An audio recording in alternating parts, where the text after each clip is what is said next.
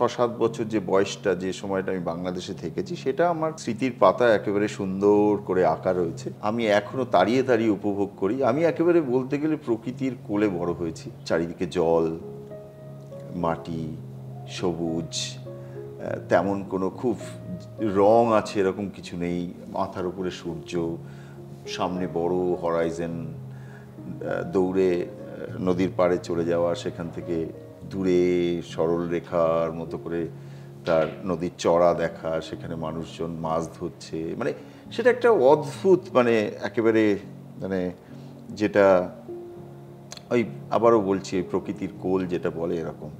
আমাদের গ্রামের নাম ছিল সারেঙ্গকাঠি। এই সারেঙ্গকাঠির একটা মজা আছে, সারেং বলা হয় যারা লঞ্চ বা নৌকোর কাজ করে আর কি। তো সেইটা আমার কাছে, এই যে বেড়ে ওঠা ওরকম একটা জায়গায় যেখানে জোয়ারের জল, ছোটবেলা দেখতাম যে উঠোন ভরে যাচ্ছে, সেই উঠোনে কচ্ছপের পিঠের মতো একটু একটু করে উঠোনগুলো উঁচু, আর চারিদিকটা ভিজে যেত।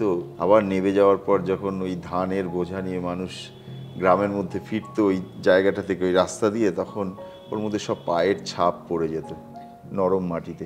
এই যে একটা খুব শিশু বয়সে সেই সময় আমার কাছে এটা একটা বিস্ময় ছিল এবং ম্যাজিকের মতো ছিল।